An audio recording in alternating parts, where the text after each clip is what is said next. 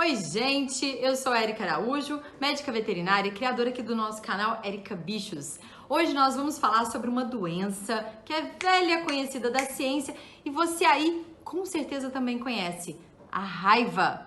Mesmo com muitos trabalhos científicos sendo desenvolvidos e muito trabalho sendo realizado para combater essa doença, foi confirmada a morte de um adolescente de apenas 14 anos que foi mordido por um morcego.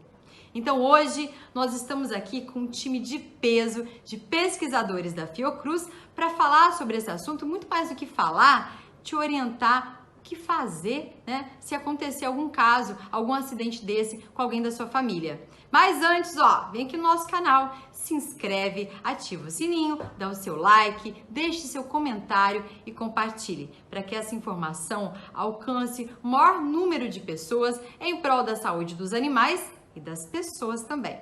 Então vamos lá!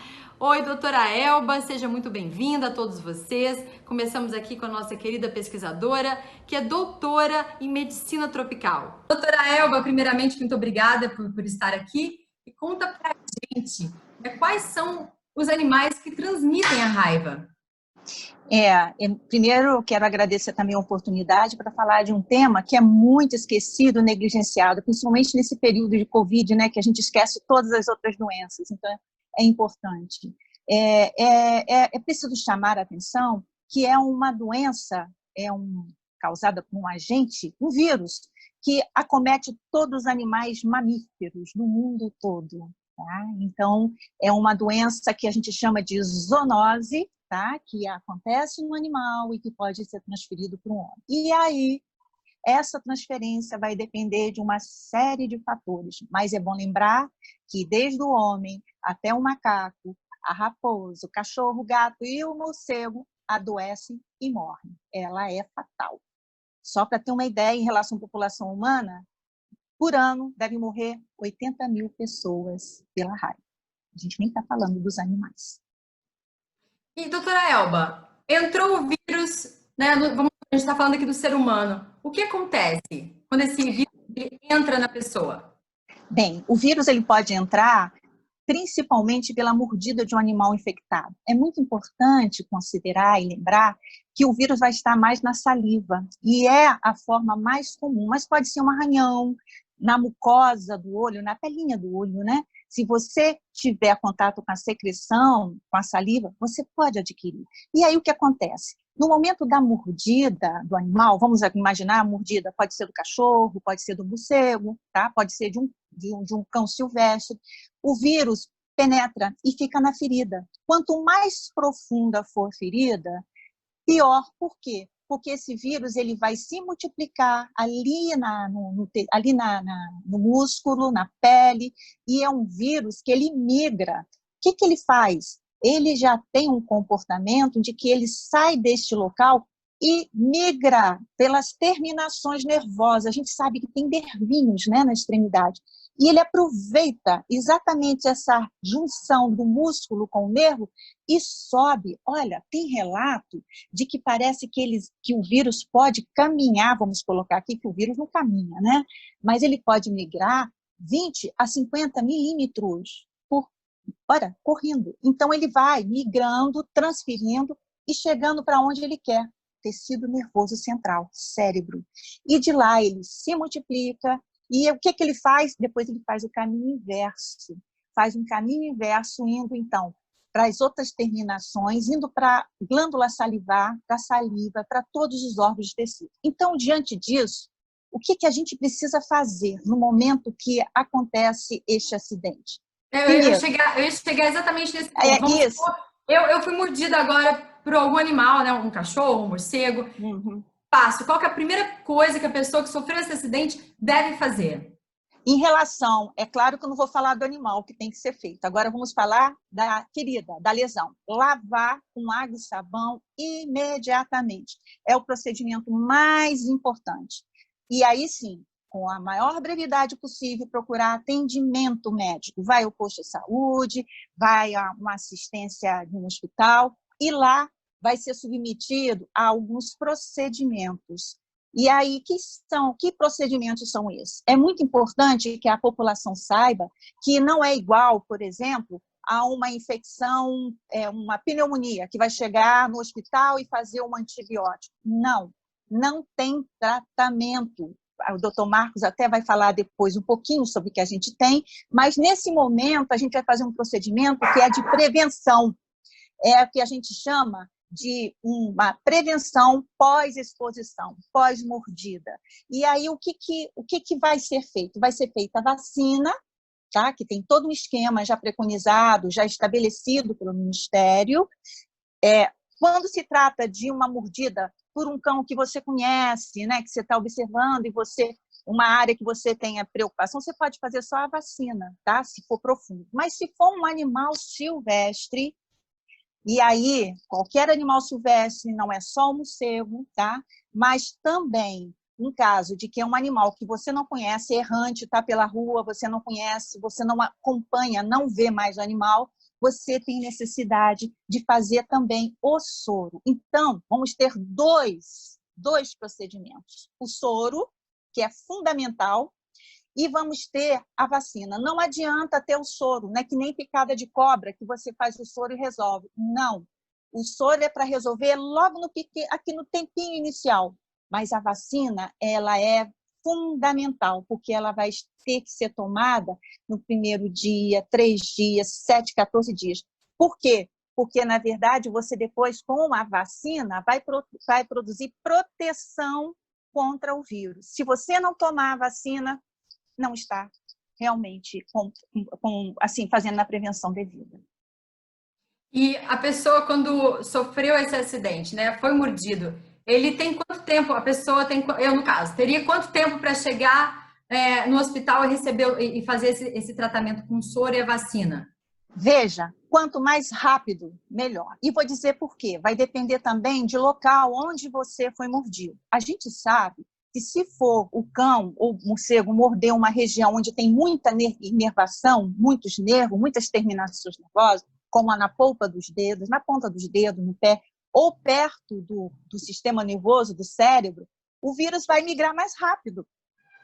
E quanto maior for a ferida, ou muitas mordidas, vamos dizer assim, maior quantidade de vírus. Então, vai estar na dependência da quantidade de vírus, da profundidade da lesão, porque quanto mais tecido, mais músculo atingir, mais terminação nervosa vai atingir também. E se for mais próximo do rosto, da face, mais próximo vai para o tecido nervoso, então vai fazer um atalho, vamos dizer assim. Então, o que se coloca no momento em que a gente não tem conhecimento, e a informação é muito importante exatamente nisso, se está na dúvida, não perde tempo, vai para o posto, porque lá vamos ter pessoas, profissionais aptos para exatamente orientar. E um detalhe, o momento do acompanhamento do paciente ali, é muito importante que esse soro não seja só feito no músculo, é importante que a maioria do soro seja injetado no entorno da ferida, porque vai bloquear, vai impedir, entendeu? Porque o soro é a proteção já pronta. Então, você vai reter, você vai controlar, você vai impedir que o vírus propague. Mas aí, com a vacina a posteriori. Tá? E olhando para um bicho que está com suspeita de raiva, tem algum sinal clássico? Né? Como saber que o animal está com a raiva? Olha, eu não sou veterinária, né? Mas, de qualquer forma, a gente vai perceber que você pode ter a raiva tanto no animal doméstico, cachorro e o gato, e você pode perceber que no cão, até o que a gente vê em termos de raiva é aquela forma furiosa, o animal salivando muito, muito agressivo, né? Numa fase mais... É um animal que, de repente, quer ficar mais no escuro, muda o comportamento.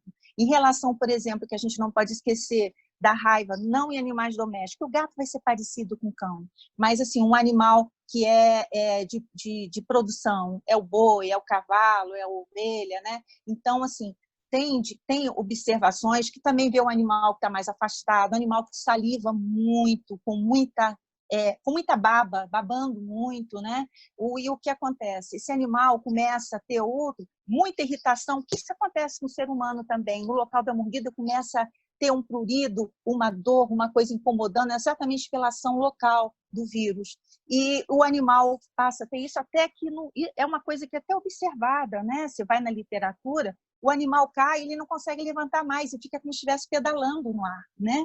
Então, isso é um indicador. Um animal silvestre vai ser difícil, porque a gente raramente consegue ver um animal silvestre, que é a grande dificuldade. Mas o morcego, aquele morcego que suga o sangue, o hematófago, e é bom que a gente saiba que a maioria dos morcegos não sugam sangue, eles são extremamente benéficos, depois a gente pode até contar os benefícios do morcego, tá? Até para a ecologia, para uma série de coisas, mas o que suga o sangue, o hematófago, ele sim, a gente pode perceber que no momento que você vê um morcego durante o dia, um morcego que não consegue voar, um morcego que está no chão, epa, para lá, porque ele pode estar infectado. E a preocupação do animal doméstico, porque o animal doméstico pode, porque gato principalmente, pode tentar pegar esse animal e levar até para dentro de casa. Então, assim, essa preocupação tem que ter na observação desses animais. Inclusive, esse caso desse garoto, né, que eu estava lendo, justamente, ele viu um morcego e ele chutou. E aí, a hora que ele chutou, o animal foi se defender e acabou mordendo. Então, foi esse acidente. E agora nós vamos, então, para a segunda rodada, porque a primeira rodada a gente deu a preferência aí para nossas queridas cientistas brasileiras maravilhosas, como a doutora Elba Lemos, né?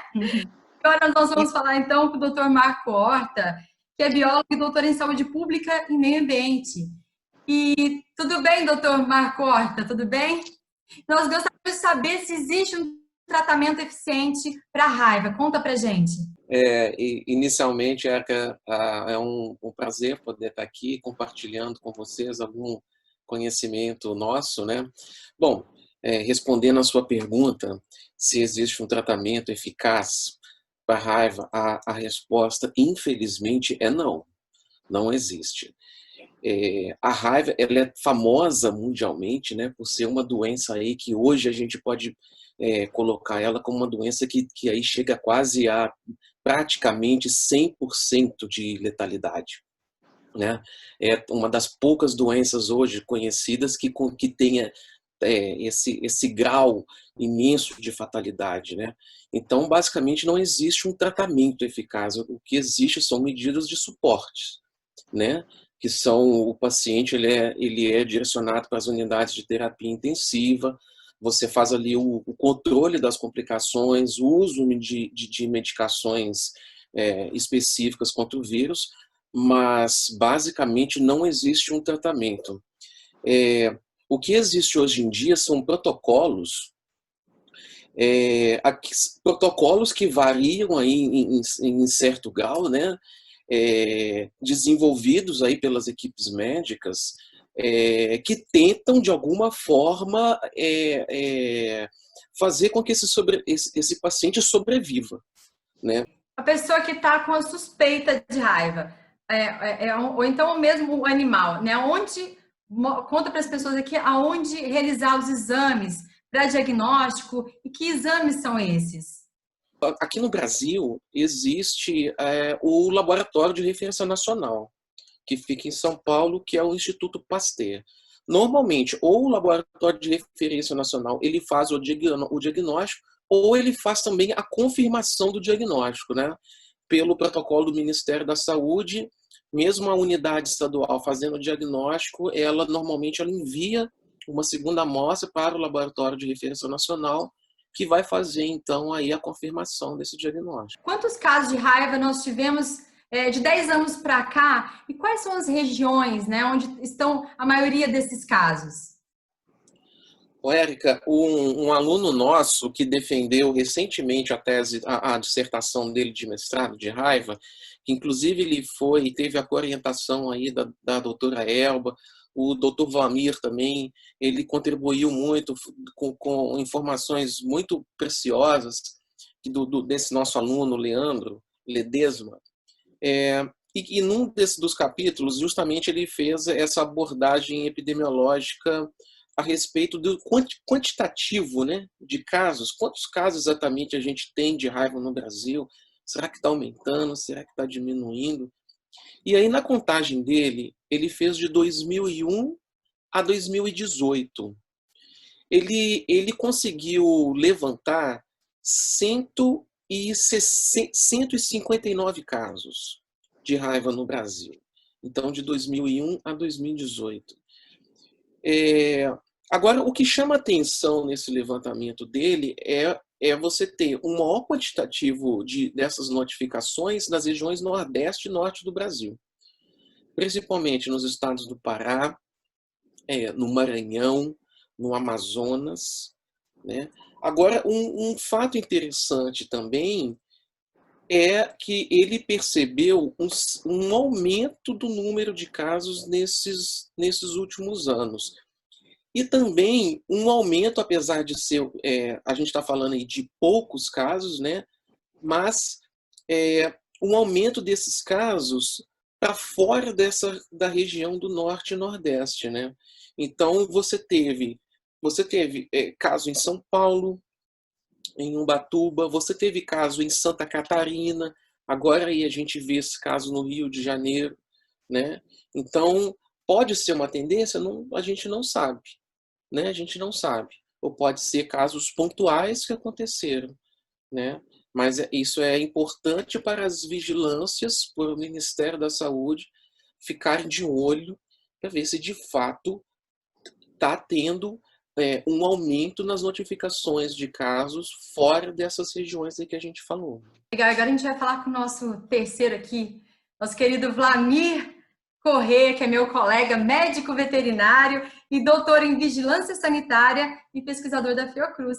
Tudo bem, doutor Vlamir? Conta pra gente as vacinas, né? Muitas pessoas me falam, a vacina para mim eu não confio. Como é que é isso? Tem até algumas pessoas que são anti-vacinas, né? Tem um movimento anti-vacina hoje. Então, o que o senhor teria para contribuir hoje para informar a população sobre esse assunto? Boa tarde, Érica. Obrigado pelo convite. Obrigado, doutora Elba, também por ter me sugerido o meu convite. Eu posso falar para vocês que as vacinas atualmente são bastante seguras, né? No Brasil, esse medo das vacinas provavelmente surgiu porque anteriormente, até 2002, se utilizavam vacinas produzidas em cérebro de camundongos, né? Ou seja, de origem nervosa, possuíam tecido nervoso. E essas vacinas tinham uma taxa de reações adversas maiores do que as vacinas que, a partir de 2003, atualmente são utilizadas, que são as vacinas produzidas em cultivo celular, que são extremamente potentes e seguras. Elas são purificadas, então tem uma taxa a probabilidade de ocorrerem acidentes pós-vacinais graves é muito baixa. Então, basicamente, o medo advém principalmente desse fato. É bom sempre lembrar que a raiva é uma doença, como disse os colegas falaram anteriormente, 100% fatal. Uma vez que a pessoa adoeça, a probabilidade de morte é quase 100%. Então, não se pode comparar a raiva com outras doenças menos graves, né, que tem uma letalidade mais baixa, que você pode ficar não tomando a vacina, você pode ter a doença de forma grave, mas raramente fatal. No caso da raiva, é provável que você morra, se você não tomar a vacina quando for exposto realmente ao vírus. Nós tivemos aí, como agora em Angra dos Reis, tivemos, né, um caso. Quando tem esse tipo de caso, toda a população no entorno deve ser vacinada. Qual que é o alerta em relação a isso? As pessoas hoje, por exemplo, em Angra dos Reis. Não. É mais uma particularidade da raiva, né?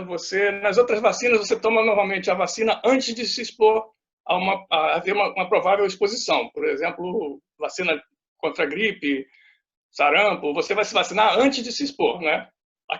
No caso da raiva, fora as pessoas que são profissionais da área, que estão constantemente expostos, que nem nós, veterinários, laboratoristas, uma série de outras profissões, biólogos que trabalham com fauna, nesses casos, as pessoas têm que tomar a vacina pré-exposição, já prevendo que pode se expor.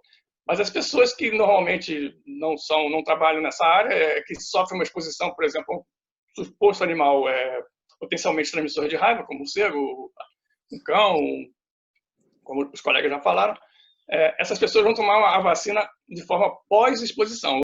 Eu estava conversando com a doutora Elba Lemos, né? E ela me falou, até numa época do mestrado dela, eles tiveram uma intercorrência e o posto de saúde da cidade, depois ela até confirma aqui pra gente, estava fechado, fechava às 5 horas da tarde. Então, para pegar um pouquinho sobre essa situação no nosso país, né, da disponibilidade, esse soro, essa vacina devem estar disponíveis em todos os postos de saúde do Brasil, eles estão, e o que pode ser melhorado, né? Nesse caso, por exemplo, deveria estar 24 horas à disposição da população também, porque a gente percebe que às vezes nós temos a disponibilidade da vacina, mas ela não está acessível. Então, quem se sentir à vontade para falar sobre isso? Deixa eu até colocar que eu vou até abrir um pouquinho a discussão em relação não só à vacina quanto à raiva, mas também falando sobre o ponto de vista mais amplo do Programa Nacional de Imunizações, porque a gente está vendo todo esse movimento realmente anti-vacina e a dificuldade, muitas vezes, de se vacinar. E a preocupação é que estão disponíveis vacinas, mas muitas vezes elas não são acessíveis. Por quê? Porque muitas vezes o posto de saúde fecha às 17 horas e as mães, as famílias, elas trabalham e não tem como levar. Então, teria que ter uma flexibilidade de horários. Não é só por conta da vacina da raiva, aproveitando aqui até por conta dessa observação sua em relação ao movimento antivacina. É muito importante essa flexibilidade, ter horários extras. E, independente de qualquer dificuldade, que a gente sabe que está tendo dificuldade, a gente vai falar isso daqui a pouquinho, é a necessidade de que as vacinas disponibilizadas, elas sejam acessíveis para que as pessoas utilizem no momento, porque tem que ter a oportunidade. O momento oportuno é essencial, porque se demorar, aí a chance de não fazer efeito nenhum vai aumentar muito. Em relação ao desabastecimento, o que acontece? Nós temos os laboratórios produtores de todas as vacinas e soros. E vou falar dos 3 mais importantes: o Instituto Vital Brasil, tá? O Butantan e a FUNED. São os 3 maiores produtores. E o que acontece? Eles tiveram que suspender, de certa forma, as atividades para que eles pudessem atender às determinações da Anvisa em relação das boas práticas de produção. Então, houve uma redução dos produtos, né, que a gente chama de imunobiológicos. Esses imunobiológicos, é vacina, soro, para tudo, inclusive para animais peçonhentos, para aranha, escorpião, o número reduziu. Então, por isso que a gente vai até reforçar o que foi colocado pelo Dr. Vlamir.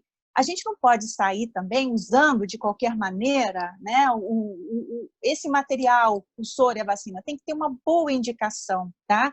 Por quê? Não só porque, no caso da raiva, principalmente o que a gente está falando, não existe a questão da prevenção como tem de sarampo, como tem de influenza, para tudo, não é isso, mas também pensando que, por conta até desse desabastecimento, a gente tem que ser muito criterioso, tá? Agora, não pode, de maneira nenhuma, perder a oportunidade de fazer essa profilaxia após exposição. Isso tem que ser para ontem, principalmente na dependência de onde aconteceu a lesão, se foi perto do rosto, por isso que eu estou reforçando, e palmas de mãos e plantas de pés. E falando sobre a vacina, pegando um gancho aqui, uma coisa que eu estava pensando, as pessoas que moram então, em comunidades muito pequenas e que às vezes o posto fechou, aí eu estava pensando aqui, o que a gente pode falar para essas pessoas? Elas vão para uma cidade grande, na cidade grande, como nós aqui no Rio de Janeiro, tem um local certo que vai ter o soro e a vacina 24 horas? Sim, existem hospitais, né? Por exemplo, posso dizer do Lourenço Jorge, por exemplo, que eles são referência. O que acontece? É muito importante a gente... Isso é uma questão até de ação educativa. As escolas, elas podem, agora, principalmente com esse retorno às aulas por conta do Covid, é importante a gente dar um olhar para a questão da saúde. Isso é fundamental. Então, ter na escola, para passar as informações, onde procurar o posto de saúde mais próximo, o hospital, ter folhetos orientando, isso é fundamental. Porque o que acontece é questão de cidadania, né? Então, a gente fala muito, mas a gente pouco está se preocupando, por exemplo, em relação à saúde. E a saúde é o bem mais precioso.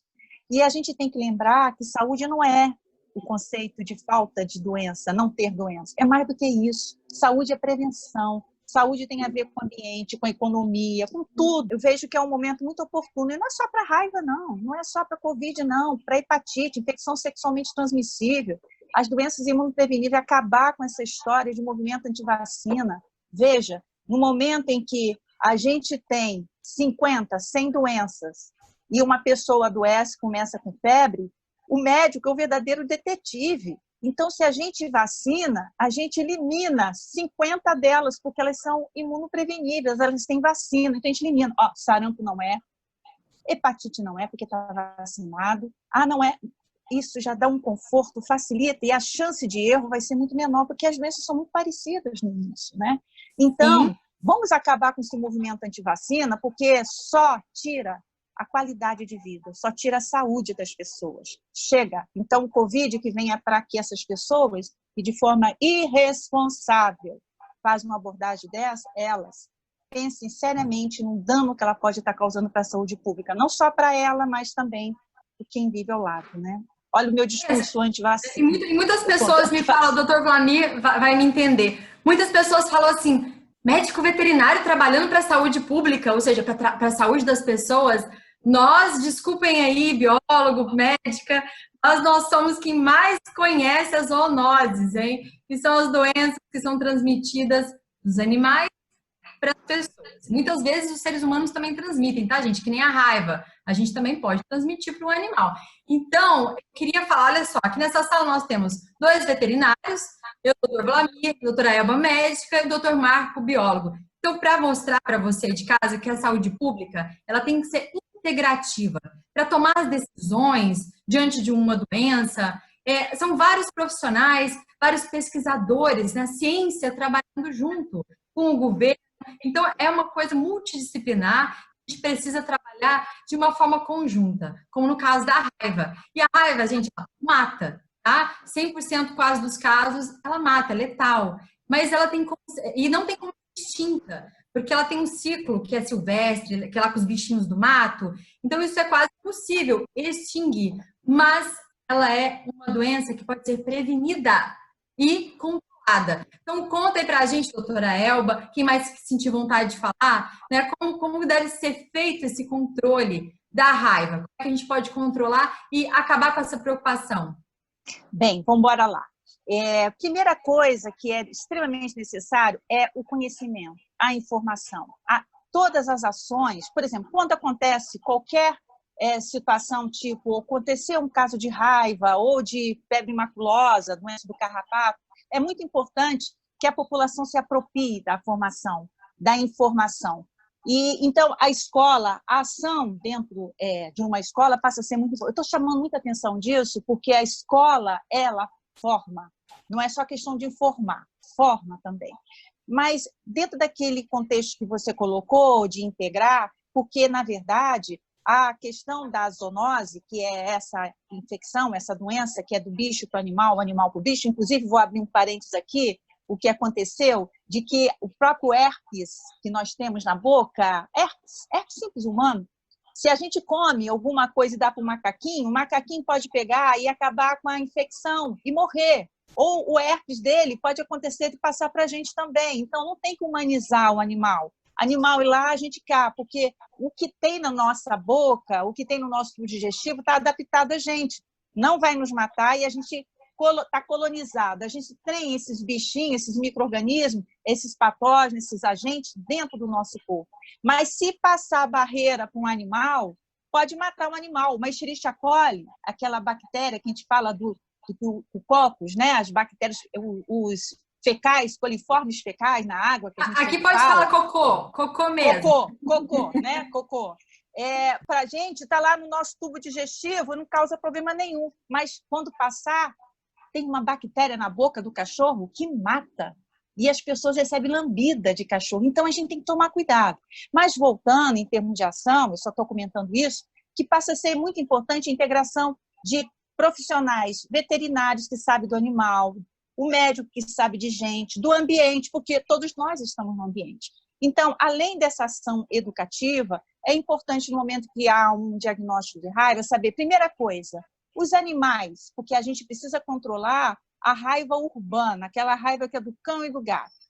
Está controlada? Todos os cães e gatos estão vacinados? Campanha de vacinação estão levando? Porque, de repente, com essa história de movimento antivacina para humano, deve também estar acontecendo com o animal. Tem que ter mais de 80% dos cães vacinados e os gatos. Primeira coisa. Muito cão e gato errante, solto na rua sem preocupação? Não pode, tá? Principalmente numa área onde você encontrou.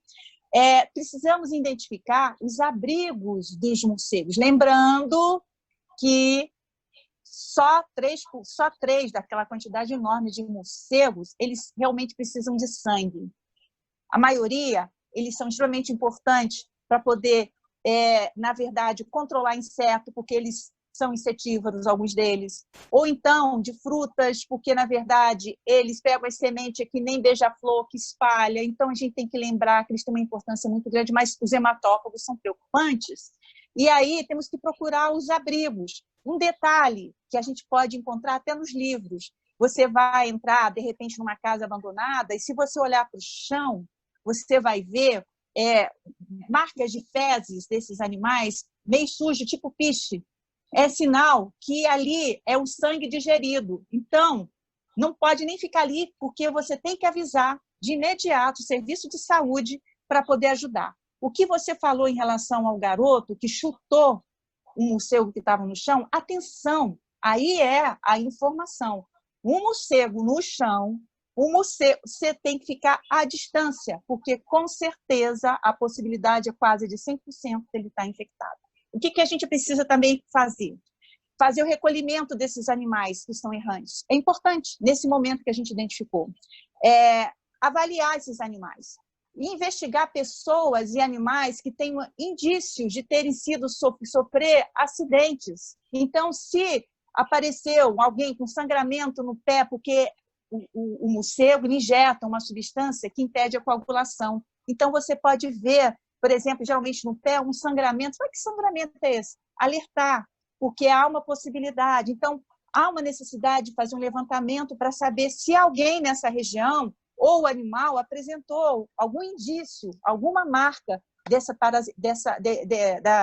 ação do morcego. E, por fim, é muito importante também lembrar que o morcego, muitas vezes a gente coloca ele como vilão, né? Mas ele é consequência até do que nós fazemos. Provavelmente, para que ele saia do lugar confortável, né, dele, parasitando, né, sugando sangue, vamos dizer assim, de uma área silvestre, porque, de repente, a gente fez alguma coisa e que trouxe esse abrigo para cá. É muito importante também, por exemplo, os animais de produção.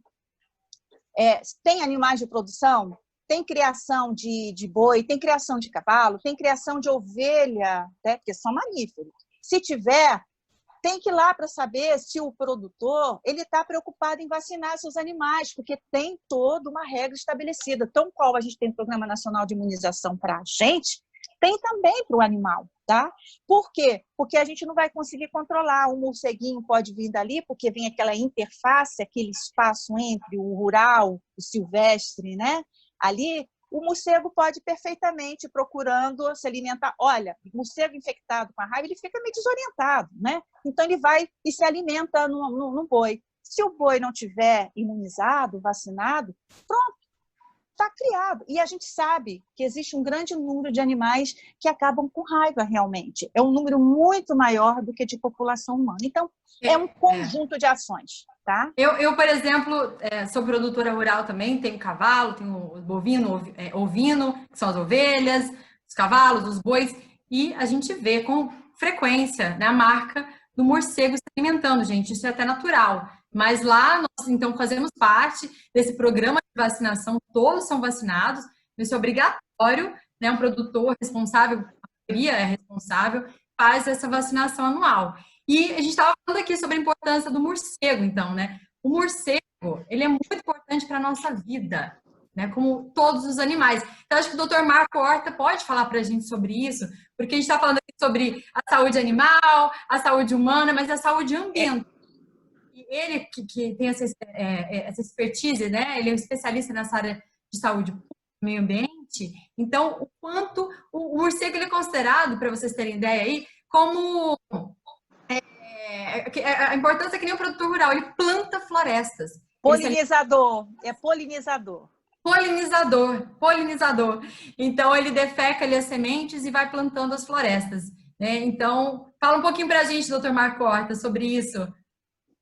Érica, porque é uma ideia errada a gente achar que você matando o animal você vai estar resolvendo um problema, né? Porque você não vai, você na verdade está criando outro, né? Porque você gerar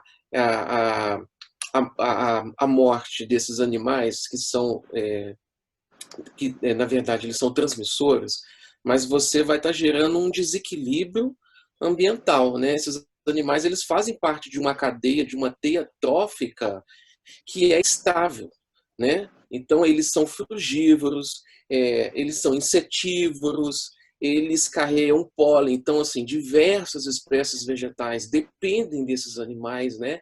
Eles normalmente carregam pólen nos próprios pelos, né? Mesmo eles sem perceberem, mas eles estão fazendo polinização de plantas, né? Então, assim, o que acontece?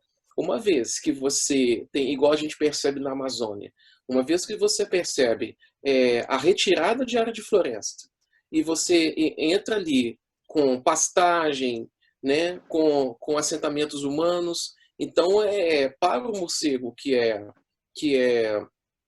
se alimenta de sangue, obviamente que você está aumentando ali a quantidade né, de possíveis ali fontes de alimento para ele, né? Você tem gado ali agora, né? Então, ou seja, ele vai sair do ambiente natural dele, vai entrar dentro de um ambiente que foi modificado, né? Um ambiente artificial, um ambiente de pastagem. Então aí já começa todo o desequilíbrio. Vou pedir agora para o Dr. Vlamir contar para a gente, aprofundar um pouquinho nessa questão da importância da vacinação como único meio para o controle dessa doença que é a raiva.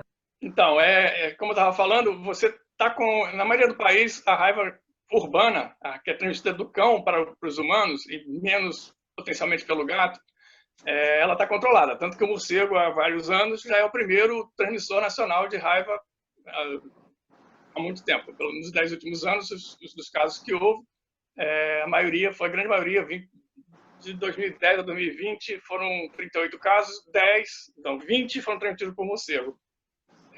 Então, o que nós podemos fazer e devemos fazer é manter os nossos cães e gatos imunizados. E faz parte da campanha do Programa Nacional de Profilaxia da Raiva a imunização dos animais. Ele também é promovido pela Secretaria de Vigilância Sanitária. A vacina animal também é fornecida pelo Ministério da Saúde. E as campanhas são levadas a quase todos os municípios do Brasil, variando data, forma de execução, mas está presente em praticamente todo o território nacional. E funciona. Nós tivemos um declínio da raiva humana em consequência do controle da raiva em animais, né, em cães e gatos.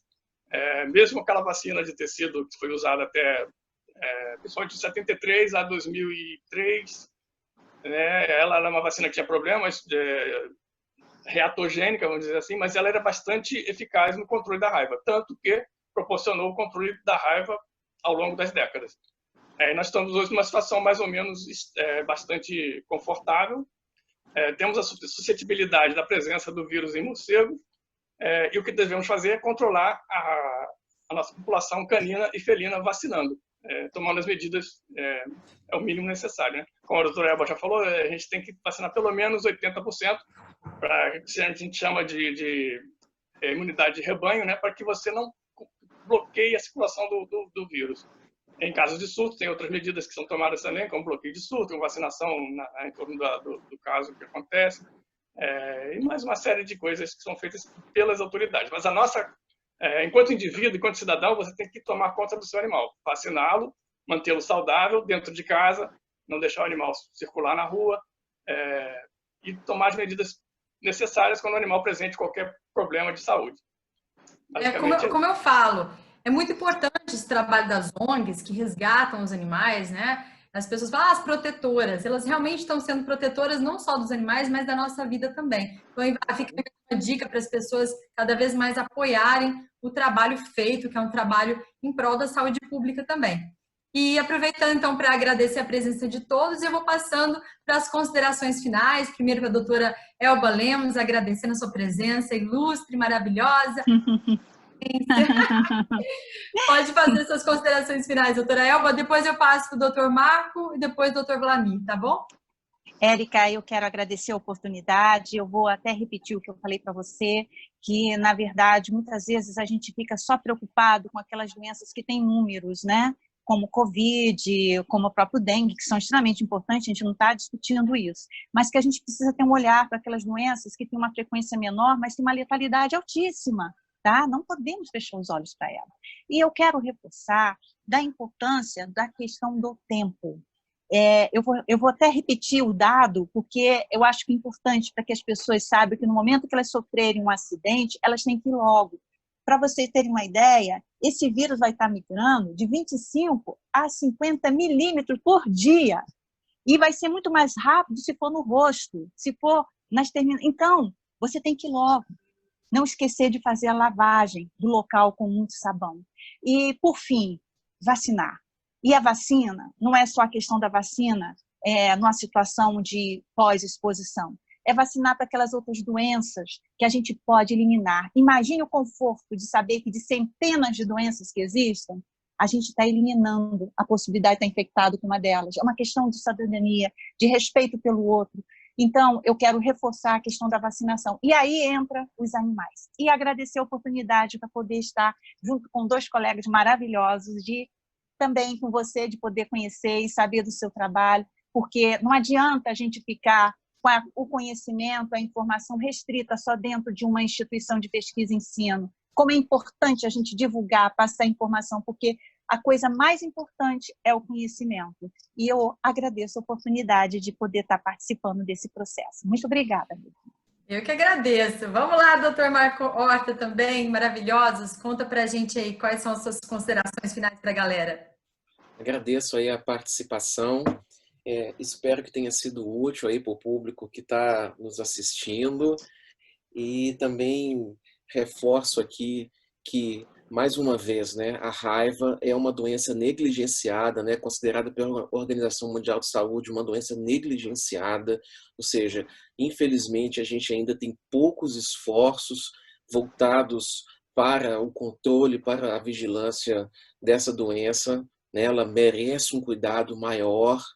Ela também, novamente, ela tem praticamente 100% a taxa de letalidade, ou seja, a pessoa, uma vez que ela desenvolve a doença, basicamente ela vai morrer, né, com uma exceção ou outra. Então, assim, essa questão que a doutora Elba, o doutor Vlamir reforçaram, a vacina é muito importante, ela é vital, né? Vital, é ela quem vai aí garantir possivelmente a sobrevivência uma vez exposta aí ao vírus, né? É isso. Um abraço a todos. Obrigada. E meu querido colega, médico veterinário, doutor Vlamir, conta pra gente aí qual é o recadinho para a galera. Obrigado, Érica. Eu gostaria de agradecer mais uma vez o convite, aos colegas também. Foi muito agradável toda essa conversa. Sempre bom falar do que a gente conhece um pouco. E é isso, reforçar que a gente tem que ser responsável pelos nossos animais, né? Tem que tomar os cuidados necessários para garantir a saúde desses animais e evitar o contato com morcegos, mas preservando também essa espécie. Essas espécies, né? São várias espécies. E estar sempre atento, né? Com relação ao que está acontecendo na cidade, né? No país, mas principalmente na nossa cidade. Se está tendo surto, se está tendo algum caso de raiva, a gente sempre se precaver. Era isso, obrigado. Eu quero agradecer, então, mais uma vez a participação de vocês aqui com a gente hoje, pesquisadores maravilhosos da Fiocruz, que hoje contribuíram com tanto conhecimento e todos os dias trabalham duro pela sua saúde aí, pela nossa saúde pública. Muito obrigada. Lembrando a você aí, acredite na ciência. Como dizia minha avó, é muito melhor prevenir do que remediar. E como é que a gente previne a raiva? Lembra? Vamos revisar aqui rapidinho? Ciclo urbano, vacinação de cães e gatos. Pá! Combateu a raiva. Ciclo rural, vacinação dos animais que vivem no campo. Pá! combateu a raiva. O terceiro, ciclo silvestre. Não é para ter contato com os animais silvestres, nem com aquele miquinho fofo. Não, pá, combateu a raiva. E o quarto, que é o ciclo aéreo, que é dos morcegos. Como é que faz? Lembra? Manter as áreas de matas preservadas, para que eles possam ter as suas habitações e não busquem abrigo na nossa casa, tá bom? Então é isso, gente. Corre aqui, ó. Vem aqui, é isso mesmo. Se inscreve no nosso canal, ativa o sininho, deixa seu like, seu comentário e compartilha essa informação. Convide um amigo para fazer parte desse canal, que não é só um canal, é uma grande comunidade de pessoas que amam os animais e por meio da informação busca promover a saúde. Beijo, obrigada, siga essas pegadas.